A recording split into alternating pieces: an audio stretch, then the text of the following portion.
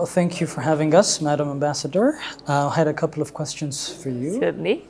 The first one is do you remember where you were during the 1964 Tokyo Olympics when Abebe Bikila won his gold medal? Yes. Well, I was born, that's for sure. Oh. Yes. But at that time, my family was living in the northern part of Japan called Hokkaido. Hokkaido. And I don't think we even had a television at that time. So unfortunately, unlike our late Prime Minister Abe, I was not able to cheer or watch television. Okay. Yeah. And what is your reflection of an African winning his gold medal in your country?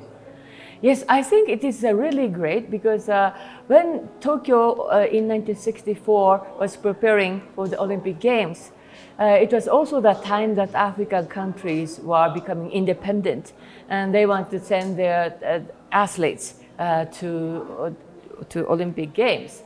And Mr. Abebe Bikila already won the gold medal in Rome, but for some newly independent countries, they were very, very proud just to come and show their flags. So having a gold medal in this Asian country, in the time that Japan was recovering from the war devastation about 20 years earlier, it was really a gold moment that even from the bottom of the destitute or from the very, very hard living conditions, you can still win in the Olympic Games.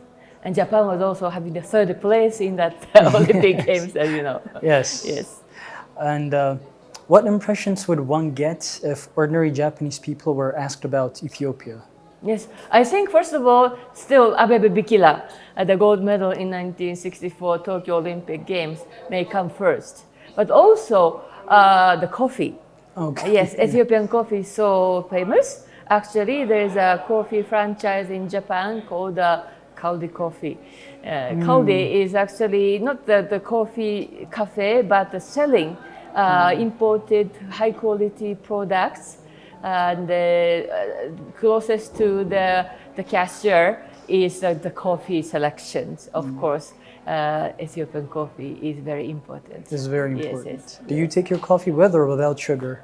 Without. Without sugar. Enjoy the real coffee beans. Okay. Yes. And when we get to some serious topics, what improvements have been made during your tenure from being ambassador from Japan to Ethiopia? And what new things can we expect from Mr. Nakayama?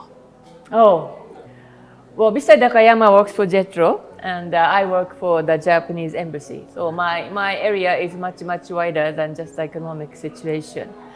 And very unfortunately, when I came here, it's already under the severe restriction of movements because of the COVID-19. And also the war in the northern Ethiopia had a lot of impact on our activities.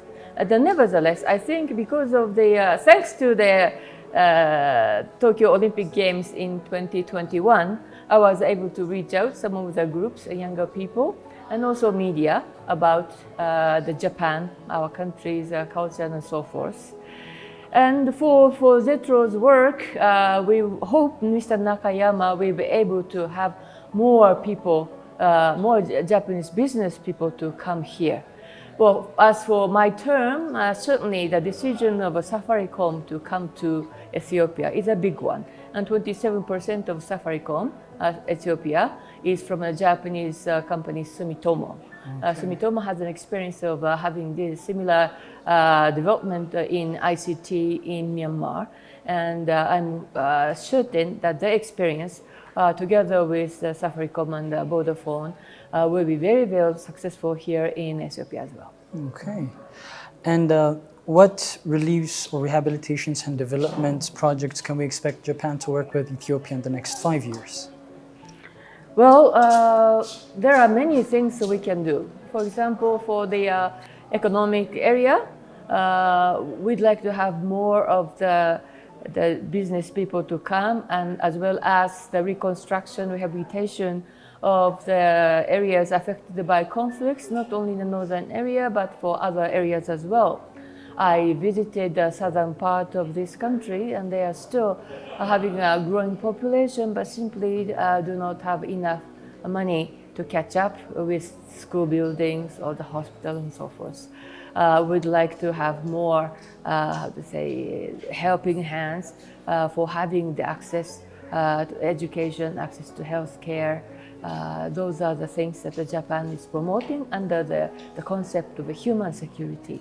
So that I would like to promote even more in this country.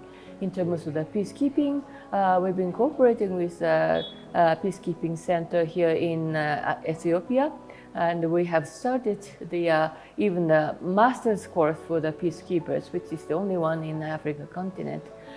We'd like to continue and also help more of the courses and more peacekeepers, not only from Ethiopia, but for other neighboring countries to come and learn so that they can contribute more.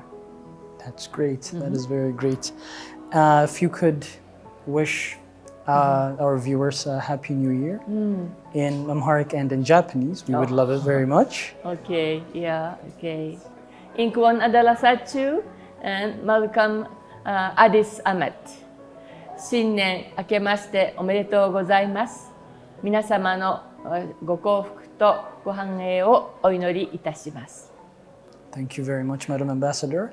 And might I say, the women in the company that I work in think you're absolutely beautiful. Oh, I saw your picture and they really loved God. you. Maybe they have a good photographer. Okay, thank you for your time, Madam Ambassador. Thank you for having us. Thank you.